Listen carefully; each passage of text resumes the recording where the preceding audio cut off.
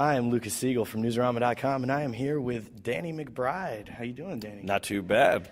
So you're here today at C2E2. You're talking about Your Highness, of course, coming up. Why did you decide to do a comic to lead into the movie here a little bit? This movie in itself is really just kind of an homage to the movies I grew up on, like, Conan, Beastmaster, all these, awesome 80s fantasy films. And It just seemed only fitting that, to make a comic book that kind of lead into it. It seemed like it fit the bill. Now, is the comic book going to be the same representation of the characters, or is it going to be kind of a glorified? No, it's. I think it will set the audience up for who these characters are. I mean, it focuses on Fabius, who's played by James Franco, and Thaddeus, who's played by myself. It's two different stories that basically takes you right up to where the audience meets these characters in the film for the first time.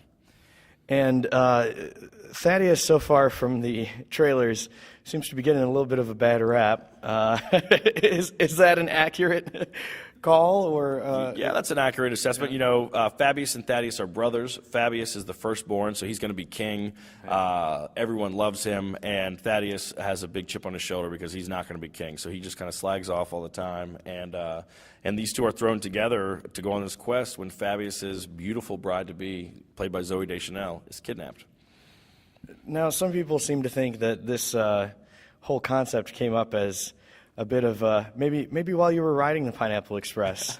The idea for this came, I guess it was back on the set of this movie, All the Real Girls, which was a long time ago. It was the first film I ever did, and David directed that, and it was an idea. We just, we all went to school together, so film school, so we always bullshit ideas together, and this was just one of those ideas that we thought was kind of funny, and it seemed like no one had really made anything like this in a long time. And so when we got an opportunity years later to make a film together, we pulled this one out. We're like, let's see if we can make a run for it. We've seen some of Natalie and Zoe's comedy chops here and there, but never quite so overtly. What was it like bringing in, now a Best Actress winner for a drama and having her make with the yucks? It was awesome. I had never met Natalie before this film, and so I wasn't sure, what she was going to be like, but she was super cool, and, just like Franco, she doesn't take herself, too seriously, and that's what's, it's always cool when you have someone like that who is that good looking, but can still make fun of themselves and have a good time. And Natalie was totally down to play and to get dirty and to say some foul things, and David Green and myself constantly would just laugh at the stuff that was coming out of her mouth just because we couldn't believe that we were responsible for making her say these things. Nothing better than making a pretty girl be a foul mouth. Huh? It's fantastic. So let's get back to the comic a little bit. How far back is this before the movie, and what kind of things can we expect to see in it? The comic book basically is a prequel to the movie. It starts, it kind of picks up an adventure with both these brothers right before the movie starts. So the comic book has its own sort of climax, and then that takes you right into where the movie begins. Just finish this off here. Give our viewers a little taste of, what exactly. Right now, everybody's just kind of thinking, okay, this is Pineapple Express in a fantasy realm.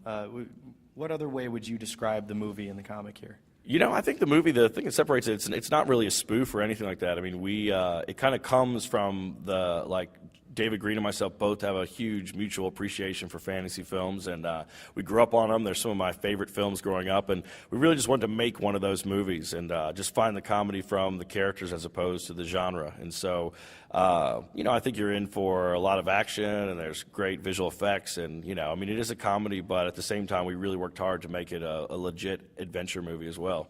Do you get to have some actual adventure and action sequences regardless of your slacker character? I do. I get into a few adventures. We were supposed to ride on, there was all these horse riding chases and everything, and I'd never ridden a horse before, so one of the benefits of being the writer is that when I trained on the horses and realized what a pain in the ass was going to be, just ride them right out, take them out of there. And so a lot of chases on foot now. So you'd already trained on it, wasted the producer's money, wasted it. It was like, I did not want to do this. No. They just run after us instead of chase us on horses. Okay. Yeah. That works out. Easy. All right, sounds good, Danny. Thanks so much for chatting with us.